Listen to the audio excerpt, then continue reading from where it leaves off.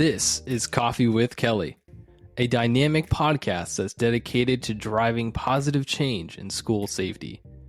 I'm your host, Ethan Woodman, Product Marketing Specialist for Crisis Go, and I'm joined by my esteemed colleague, Kelly Moore, Senior School Safety Specialist for Crisis Go. Our mission is to empower you with essential knowledge, tools, and inspiration required to foster a safer and more secure school environment. We hope this podcast will be the catalyst for transformation in your schools. Join us as we continue to dive into the world of school safety. Good morning, Kelly. Good morning, Ethan. How are you? I'm doing pretty good. A little tired, but You're a parent of two small children. Yeah. That's what you get. Yeah, I guess they're worth it. Thus far. I'm sure they will give me lots of trouble when they are teenagers. Oh, Not teenage girls, never. Not teenage girls, ever. They're such angels. And they're gonna be kind of close in age too, so it's gonna be a trip. Should I tell our audience what I made this morning? I'm not sure they need to hear it, but since you brought it up, you may as well. Yeah, well, I mean, we are called Coffee with Kelly, so we are. Once in a while, I feel like I need to describe what you made, and then I will ask you a question about it. Okay. I made a brown sugar shaken espresso with banana cold foam. So here's the question. So good. And I actually got this question from when I travel. In my truck specifically, I have satellite Sirius XM or whatever it is. Mm-hmm. And one of the disc jockeys said, "Can we officially declare that we have gone too far in what we're doing to coffee?" And she described that her fiance had brought her a coffee, and I forget it had coconut in it, but the coffee was purple. Purple. Okay. And it had some coconut flavoring and a couple other flavorings. I forget what. But she was like, at what point does it not become coffee anymore? Is it always coffee just because you have coffee in it? But when you're starting to put cold banana foam in brown sugar laced coffee, is it really coffee? Is it really? Yeah. I think it was like at least 50% actual coffee. So that's the determination. That's what I think I go by is like, okay, what percentage of your drink is actual coffee to call it like coffee? Because I mean, then there's like cappuccino and there's lattes, there's flat whites. That's all depends on like how much of your steam milk, froth milk, whatever. Yeah, at some point as many. It's a long way away from the way that it was originally intended. Oh, that's true. That's true. Says the man who drinks it black and boiled. Yeah, I mean, I'll drink it black too. I like, but once in a while I like to get a little creative. So I saw a Facebook reel that did something like that, and I'm like, oh, I got to try that because like I don't know if there's anything that I don't like that's banana flavored. For some reason, I just really like bananas. Yeah. Hey, I like bananas too, but not to the extent that little Ethan does. I said, you know what would be good is banana in my coffee. Never once have I ever thought that, and I still don't think that. I tell you, it is like top 2 for me right now. Top 2. The other one is the other one that you also frowned upon, which was the one with eggnog. I tell you that one drink I made with eggnog during Christmas, and it was like I had a peppermint lint ball, chocolate ball. It was like the peppermint flavored one. Melted that in the coffee, and then you have a peppermint eggnog, and eggnog is an acquired taste anyway. There's a lot of people who don't like it. Yeah. So then you put mint in that and coffee in that, and I'm just not sure that that's like matching plaid and stripes and polka dots. Oh no, man! Peppermint and eggnog went great together. What are you talking about? Yeah, it was like a match made in heaven. Yeah. Man, that was amazing. All right. Well, Yeah. we'll move on. I'll stop dreaming about my banana coffee drink. But it doesn't even sound right. Banana coffee drink. I'm gonna go make another one. Bye. See you later. Yeah. All right. So I guess I'll start with kind of an interesting one, short but interesting. And I guess it's end up being somewhat of a positive. Is that so? A 17-year-old girl basically was cited for disorderly conduct when whoever she was talking to on FaceTime basically reported her because she threatened to shoot up a high school over FaceTime. So I bring this up because it's interesting because we're always talking about like see something, say something, or see something, do something. So it's just like, hey, it's good on FaceTime.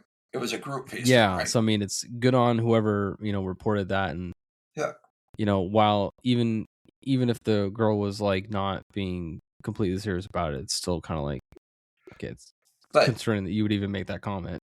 But read her response, because there was. Yeah, I mean, she said, I meant it only for the people I was on the. That's true. On the call, right? Yeah. So she didn't deny that she made the targeted threat. And didn't deny that she wouldn't do something violent. Yeah, because we often hear, and this really gets me, but we often hear, I was just joking, it was just among friends, I didn't really mean it. But she was saying, no, I meant it for the people who were on the call. I didn't mean it for the whole school, right? So, but that's still a threat, right? And the reason it kind of irks me when we take the deflection of guilt, we don't take it seriously, and we take it at face value, and we just sort of move. He apologized. He didn't mean it. She didn't mean it. She was just joking. She didn't realize. Everyone realizes when they make a threat. There is almost no one in our public school systems now that doesn't understand that saying something like that is wrong and they're going to get in trouble for it. Almost nobody is ignorant of that. So yeah, I think either you know it like before you actually say it, or you're definitely going to know it like after you said it. Like maybe you said it like in the heat of the moment and you're like, oh shoot, that came out really bad. Yeah, but then you take actions, like either way you're going to know what you did. Yeah, and so, but just taking that, I didn't mean it, I was just joking. Taking that as face value is not appropriate. Yeah. In my humble opinion. And the reason I say that is because they have a vested interest in not getting in trouble, not getting arrested. Yeah. And if we're taking that at face value, then, and we just say, okay, don't do that again, then that becomes a problem down the road, right? That was one of those instances where if down the road we have some act of violence from that person, somebody's going to say, he made a threat before and you didn't do anything with it, right? And it's going to be one of those, I'm using air quotes, missed opportunities, right? And to me, it's not a missed opportunity. It's a failure to understand what that threat meant. So investigate it, do an assessment, a proper assessment, and take appropriate disciplinary measures, document it, and figure it out from that point. Don't just say, okay, he didn't mean it. He said he didn't mean it. He didn't mean it. Because that's not usually the case. Because people know what they're saying. And if you can't find anything, document that and move on with your day. But document that you investigated it, and just asking the question, did you mean it? It doesn't account for a proper investigation or an assessment. So it's important that we get there. Now, I'm assuming they're on FaceTime. I'm making a big assumption here because I don't know that it said it in the article or not, but it was after school hours or outside of school. Using that assumption, I have to ask the question, how does the school get made aware of those actions? And if somebody reports it, do they report it to the police department? Do they report it to the school? And how do those communications get transferred to the right person to make sure that the correct action is taken. And so I do see that law enforcement is becoming more and more creative with their use of the criminal codes when there's a school-based threat, like disorderly conduct, right? Or conduct that is disruptive to school business or something like that, right? So, and that's helpful for us because previously we've seen a lot of instances where law enforcement said, I didn't have a threat, right? And we've talked about this a lot because the threshold for a criminal threat is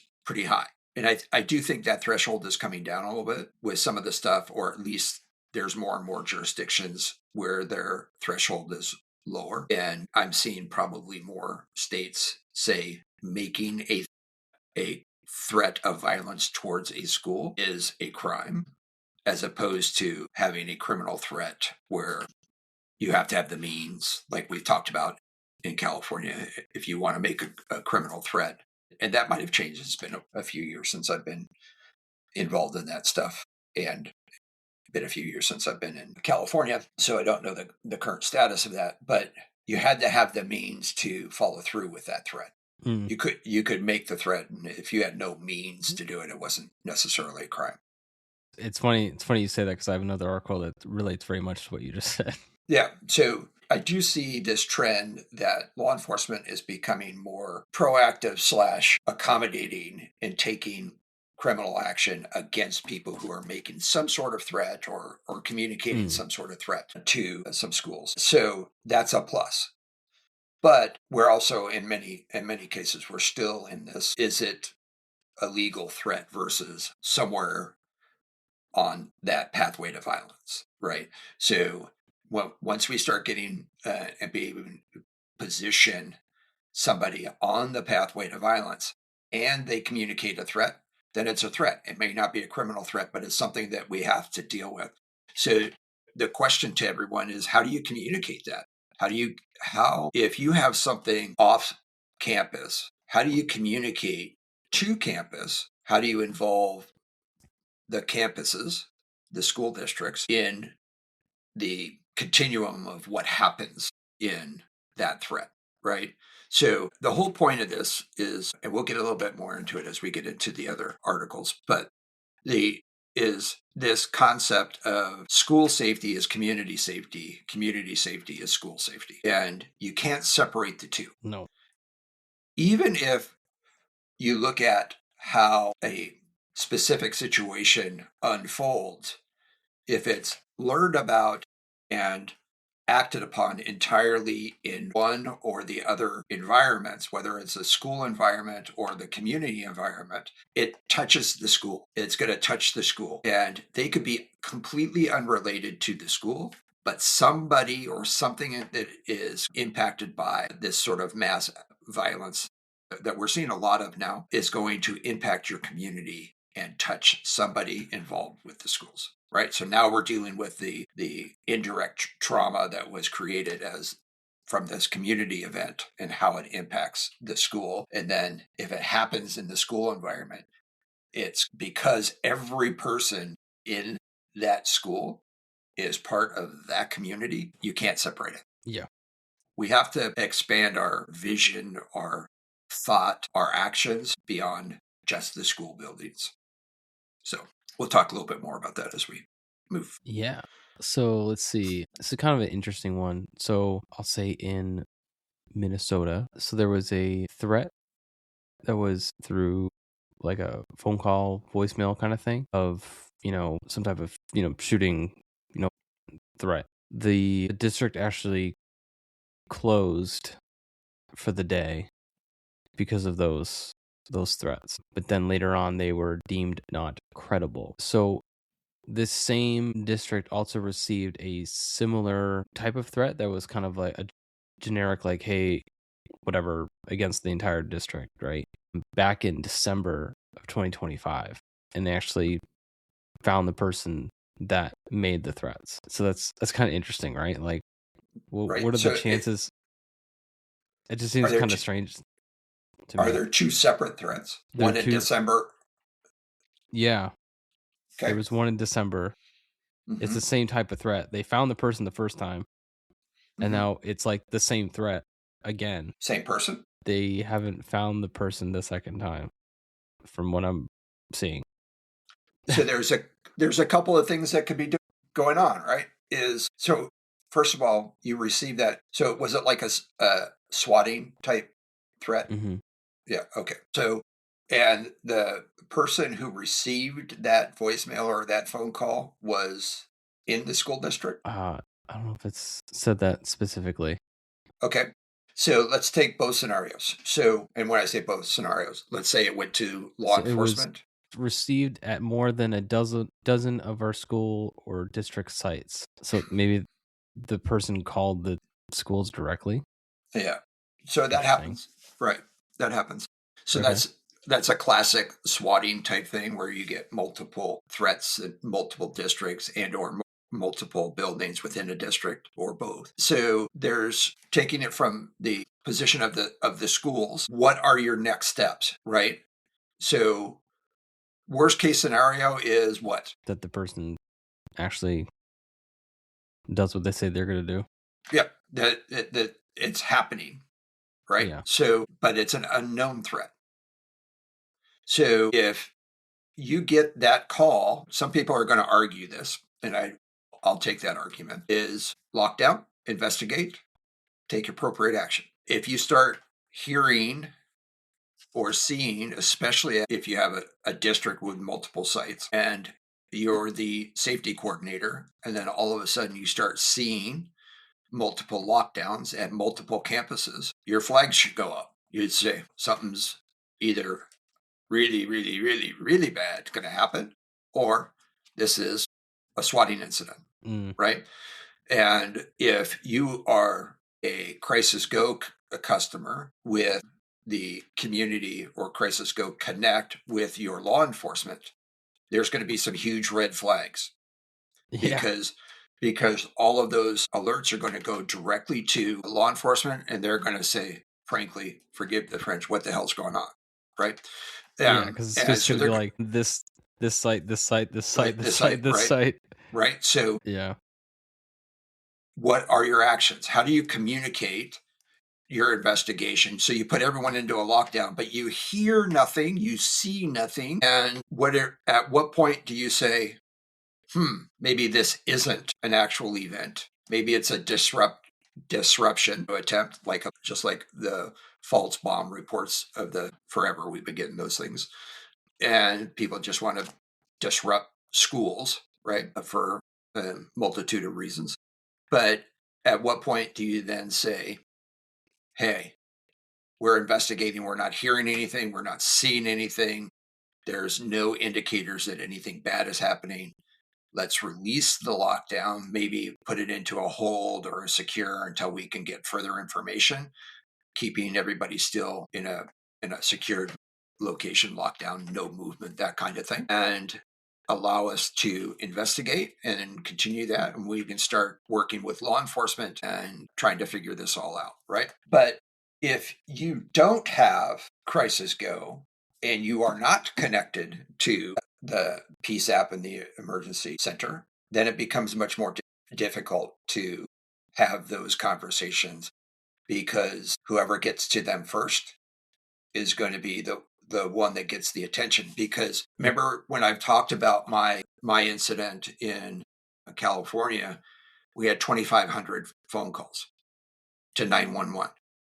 That's crazy. Right? We had 17 different crime scenes, which means we had 17 different locations where our suspect was shooting and or running over people. Because of the status and evolution of where we were at with acts of violence back in 2014, they treated it as a single event. And it was a single event. But right now, most of us are still thinking that we're not going to have multiple sites attacked at the same time. So if you're not properly connected to law enforcement and you're not sharing the right information with law enforcement, they're going to treat it as one event until they realize it different. And that's really one of the big differentiators between us and all of our competitors. There's not another competitor that is at where we are at, where we can graphically show on one screen all of the locations and their status. So there's nobody else that can do that. So when we look at having that type of scenario, then it becomes easy for us to include the first responders and for somebody to say, what the hell is happening? And then that allows law enforcement to communicate with all of the different schools, and it allows them to start coordinating responses.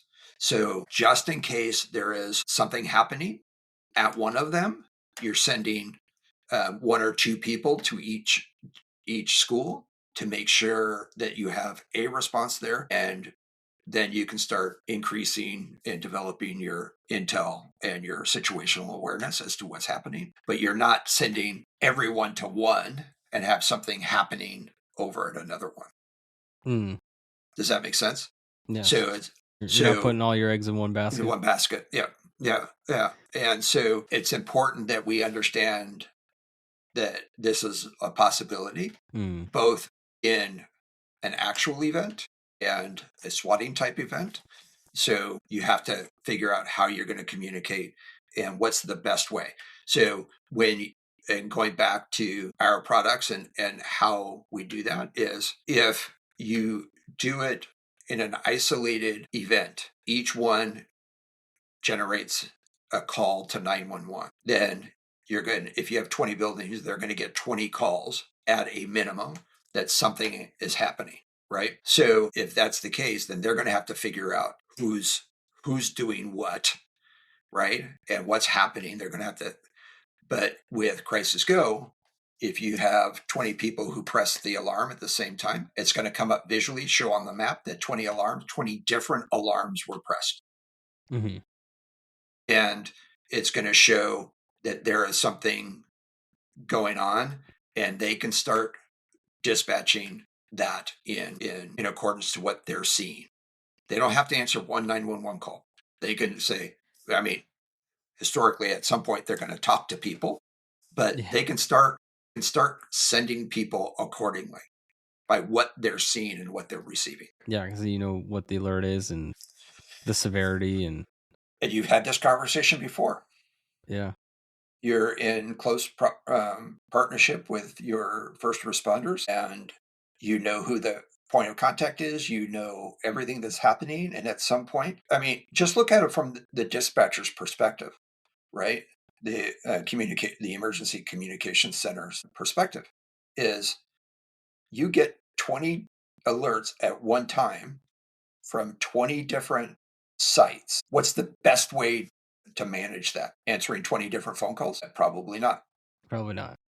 Right. So, but it goes to show we can't separate the community from the schools and the schools from the community. And so you have to work through this. We have to look at our protocols and how we look beyond the actual panic button, right? So one way you help the dispatchers is, after the 20 alarms are activated and you do a quick assessment of what's going on and you find nothing, you call them and say, we have nothing going on right now. We think this is a false alarm or a swatting event. We still want you to send somebody, but you don't need to send everybody. Yeah. You don't need to come storming in. Because that's the other part of that. 20 panic buttons causes what? A lot of confusion. A lot of confusion, but what else? Yeah. Theoretically. Chaos. What is one panic button? If you have it configured properly, what does one panic button cause? Alerts. It alerts an alert, but theoretically, you've designed a response package. So they're going to send everything that they think you need as this initial response package. They're going to send the cops, the fire guys, the ambulances at the press of that button, if they're doing it correctly, right? Because I would imagine if they're getting multiple badges being pressed, what are the chances that multiple badges are all being pressed accidentally or a false alert or something. Right, but what's the confusion that exists? Is where is the threat? Which one, if any, is actually a real event, right? Yeah. But which one do I send the package to? Right? Because we've sat down at a table under the assumption that when this panic button is sent, this is what you're going to get. Yeah. The whole idea is to get as many resources that are needed headed that way as quickly as possible to solve that problem as quickly as possible. So if you're doing this correctly, you are sitting down long before any button is pushed and you are saying, here's what we're going to send initially, right? As soon as that button is pushed, we're sending five cars, 2 fire trucks, and 3 ambulances. I'm just making those numbers up, right? And the reason I say 5 cars because that's typically the initial response.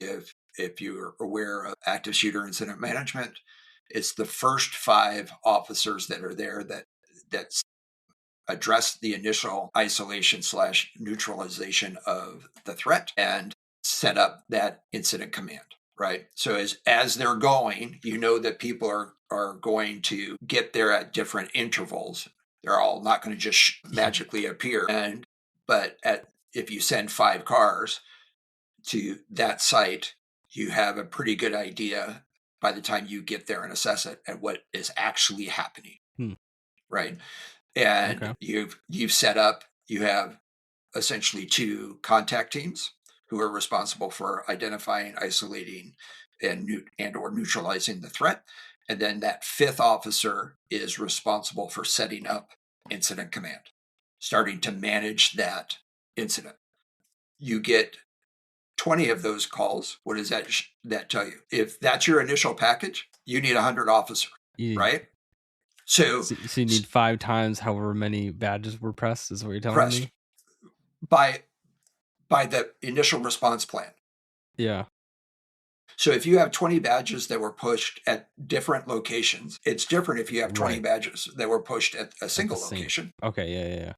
But if you have 20 badges at 20 different sites that are pushed, then you, for the most part, for most of us, there's a few agencies spattered about that have 100 officers working at any given time. Most of us do not. Most of our agencies don't have 100 officers. Where are you getting all the other officers, Kelly? But that's the point. That's when you sit there and you go, now you've delayed the response because there's a resource issue. If you haven't addressed that prior to, you're going to be playing catch up, even if one of those sites is active. So that's a conversation you have to have. It helps when dispatch has all of those information. And I will tell you, generally speaking, you will seldom get a single activation if something is actually happening. Right. Yeah. If you get a single one, it's probably more likely that someone accidentally hit it. Or it was part of a swatting incident or something. Yeah. Right. Somebody received a call that, hey, you have somebody headed your way. So not everyone's, because when you have an actual incident, you have indicators. You have multiple people seeing things. You have multiple people hearing things. You have multiple people you see running through. There's all kinds of chaos that's going on. So you have multiple people hitting the button. If you're getting a voicemail or a phone call, one person's picking that up and saying, oh my God, press. Right? And so most of the rest of the school has no idea what's going on. That's a good example. Yeah. So having that ability to communicate and give them an initial, this is what we think is happening, and then following up and having the ability to communicate that to the dispatch center is critical, right? You tell me I just can't press a button and have everything just work out perfectly? Just poof, there it is, right? Poof, there it is. I'll tell you this later, but okay, that's in our in our other. Well, no, it's part of this because it's part of how you exercise this, right? And so, as you know, very few other people know this. I'm trying to figure out the best way to communicate the value of Crisis Go Connect and our services all connected together by doing a series of tabletop exercises. We're in the development of that strategy stage. So I'm working with some people here and some very good people here in Southwest Virginia, where I live, and we're trying to figure it out. So part of that is that we're going to go talk to the stakeholders, bring them all to the table and say, let's work through this, right? And how do we work through it and when and so forth. So these are all people who aren't connected with Crisis Go, and they likely don't have any idea who we are. So how do I demonstrate that? How do I demonstrate the panic button and so forth? So as you do know, when I'm working out or going for my walks and stuff, my head never stops. So I come up with, aha, that's what I'm going to do. I'm going to go to Staples and buy a series of those little "that was easy" button and put those on the tables of this, and so that people can start practicing when they press the panic button. Oh, like you'll give them a scenario and see at what point do they hit That's the button? That's part of the tabletop is. And so what they'll press the button, you'll pause and say, "Why did you press the button?" Why did you press the button? That sounds so much fun. Right? And somebody will say, "Can I fly out there and be part of this?" You don't have to convince me. But part of it is they'll hit it and it will say, "that was easy." So it'll be audible. And then we can explore, okay, why did you press it? And what happened when you pressed it? What do you think happened? And so going through that. So there's more to come on that, but I do think that that's going to be a tool that we use. Man, you should try to like get some photos or something if you can. I don't know if you're even allowed to do that or not, but we'll see. Also, make sure you buy batteries. Yep. Just Batteries as a prevention thing. Right. Make sure your easy buttons have batteries. I just imagine you throwing all these easy buttons on the table and someone goes to press it and it doesn't have batteries in it, so nothing happens. Right. So they're just going bam, bam, bam, bam, bam. Yeah. Now, I think we have to look at this whole conversation from a different perspective. And I'll ask you this question. How does this change? How does the whole scenario change? Keeping the facts the same. You with me? So far? But it's not the school or anyone associated with the school who gets the threat. Right? How does that change the scenario? Like someone in the community getting a threat that can relay it to police, but then have the PSAPs and the police be able to communicate to the schools that there's a threat in their community and to take necessary action. Right. So how does it, and we've had this conversation, not you and I personally, but in this realm of school safety, we've had this before. And it was a topic recently in a roundtable with the National Council for School Safety Directors that I'm still a member of, founding member of. And it was based upon how do one school district communicate with another school district? Right? And what actions do you take? And then the other side of that conversation is, what right do law enforcement have to put your school into a lockdown? Well, so if you have some action outside, you receive a threat. Hey, there's a guy. We'll use this sort of swatting incident. There's a guy en route to shoot up your school right now. But that threat was received by 911 or an officer directly. How do they communicate what they have and what you should do? And do they have the right to say, you need to go into lockdown right now? Answer that. See if you can give me a good response to that. You're giving me a pretty good question there. Usually give me some easy ones. I mean, the duties of law enforcement is to protect their communities. That's right. That's like their sole job. And us knowing that the school is part of the community, and we all know that seconds matter, having the police or whoever put a school into a lockdown based on enough credible knowledge, I mean, it kind of makes sense to me. Mm-hmm. I think they would Okay. have every right to do that. I feel like that falls within their responsibilities of protecting their communities. All right. So mostly correct. Okay. Again, this is from Like Kelly's 80% perspective, or 90-ish percent, okay. right? I'm good with that. So part of liability mitigation is doing your job, even if it seems premature, Mm-hmm. right? We've had a lot of swatting incidences where law enforcement gets a report of shots being fired at a school. People are falling and it's just chaos. They get there and nothing is happening. They respond, and because they're being told this is happening, right? Worst case scenario for them. So they come lights and siren. Everyone from the immediate 100-mile radius is coming to help you. I'm being a little facetious there, but it's close to it. But everyone's coming. They think you know about it. And sometimes the first indication that something was going awry here is when law enforcement comes screaming into the parking lots at the schools. And they look out and go, "What's going on?" And all of a What are you sudden, doing here?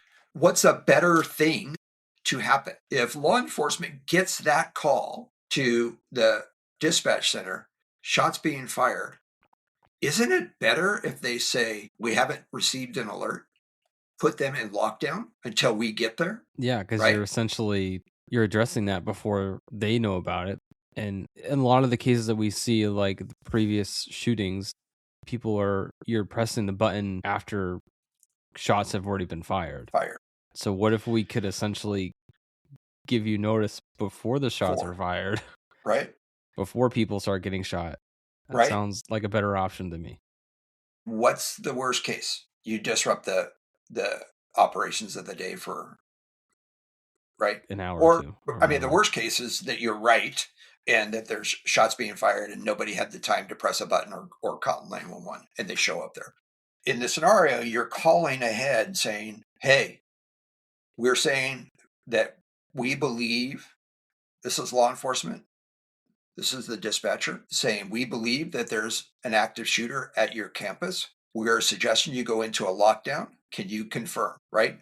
In 10 seconds, I've said what we believe, what we want you to do, and given you the ability to say, "Yeah, we don't have anything happening here." Yeah. Right? Yeah. I It will just take hasn't that. arrived to your location yet. That's right. Then I will take that one step further. What about sending them an alert, having law enforcement and dispatchers pressing the button as soon as they get that information? Wait, you're telling me that alerts should go both ways? Right? No way. Yep. What if we could do that? Right? What a concept. So, but now serious conversation is what right do they have to do that? Well, so I was thinking about this. What's the difference between what we're talking about? Like you're kind of talking about an active shooter, active violence situation, but what's the difference between that and sending a school an alert like, "Oh, hey, we just saw a tornado coming your way. Take cover. Do what you need to do." Don't they already do that? Good point. Like what's the difference? The So potential of loss of life is the same, so just in a so different way. different manner, right? So Yeah. we have these concepts of law enforcement shouldn't have that right. That was the discussion. Here's what I would advocate is, look at, law enforcement has the right to call you and tell you, "Hey, we think this is happening and this is what we should do." You have the right to say, "Yeah, we don't care what you say. We're not doing it." Mm. Or anywhere in between, right? But that only works anywhere in between if you guys have worked together previously and determined Mm. what that is. And this is part of the configuration of Crisis Go Connect is, here's what you can alert us for and how you alert us. And this is what we prefer a phone call for. Yep. that way you've set the guidelines and you've set the ability to have parameters, and then you've also built this sort of level of trust because you set thresholds, right? And actions that if you reach a certain threshold, this is what it's going to be. You both have complementary procedures that align with each other, saying, if I tell you this, trust me, I've met the threshold. If you are just saying, here's a badge, press the button whenever you think I should do it, immediately people are going to start questioning it because you live in two different worlds. In law enforcement, and to some extent, a little bit lesser extent, but to some extent, all of the first responders live in a sort of a paramilitary organization where there's generally a strict chain of command. Not always, but generally. And when somebody tells you to do something, it's expected that you're going to do it. Schools are in a why society and a why structure. They want to know why. What are you doing? Why am I doing that? Why are you calling me? What do you want me to do? They're always questioning, especially in today's society. They're always questioning what law enforcement is trying to do. So doesn't it make sense that figure that out beforehand? And we set the parameters, we set the guardrails on each side of the road, and we understand what those thresholds are. And if I say this, I expect you to do this because we've already vetted it, or we are in the process of vetting it. So if we are wrong, we'll call them as quickly as we can and say, okay, you can stand down, but at least we've got you moving in the right direction. And I will argue this with whoever will listen, that a protective action or the safety of your kids in an unknown threat takes precedence over operational disruption. Yeah. Right? 100%. So if you're worried about people just calling in these things every day, then you have a different problem. Yeah. Right? And especially if you think that law enforcement's going to be sending an alert every time they see a jaywalker or something like that, and you have a different issue. And that issue is likely a trust issue that can and should be dealt with so that you both have the same trust as to what is going to be an appropriate time for you to receive an alert and by whom, right? So, but luckily for us, we can do that. We can. And we're very proud that we are the only people who can do that right now. But I do think it's important we have those conversations, and that's why we need to speak to law enforcement. It's been a thing for a while, but it's becoming to be a bigger issue more and more for us, is when you have a district who claims to be police free. We not only don't have a relationship with law enforcement, we actively stay away from them. We're not going to interact with them under any circumstances. And I'm not going to get into the politics of that. I think it's silly, but I'm not going to get into the politics of that. But here's what I will say.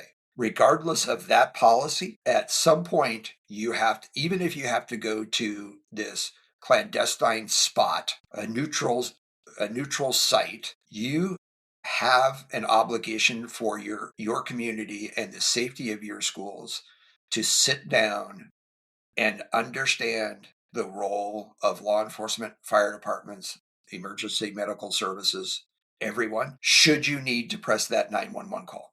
Because you don't get to say, we do not have a relationship with law enforcement. We refuse to have a relationship with law enforcement, and then call 911 and expect everything is going to go super smoothly. Yeah, that would be right. You just can't. That just can't be a good expectation. Yeah. Yeah. It's good. That's just going to complicate things, and you're going to end up with a situation where everyone's pointing the finger at everyone else. If you don't want law enforcement there on a regular daily basis, okay, that's up to you. I get it. I don't agree with it, but I understand what you're saying. But if you refuse to talk to them or have them involved with how they're going to respond to your school when you do have an incident like this and you don't have an understanding of what is going to happen, who's going to handle what, it's going to be chaos. It's going to be a mess. Yeah, I could see that not going well if people get hurt. I feel like that would kind of fall into the negligent realm. Potentially. People could ask, why wasn't this response better? Well, there you go. But this is a situation that you're going to get fingers being pointed in both directions. It's because they didn't want to do it. It's because they didn't want to do it. It's because neither of you sat down and said, let's put all of that aside. We're grown adults. We're here for the safety of your kids. Let's talk about this. I don't have to come to your school every day. But when you want me and you realize you need some sort of intervention by law enforcement, let's agree to a response to that. Let's come up with an MOU. Let's have tabletop exercises once or twice a year off-site so that nobody sees it but you and I, because you and I are the ones that are going to have to deal with this. Just the suggestion. This really irks me because I've been preaching this for a very long time, is that success is built upon a relationship in these things and trust and how we're going to respond, how we're going to work together, who's responsible for what, et cetera, et cetera, et cetera. And here we have people who are actively not trying to work with one another.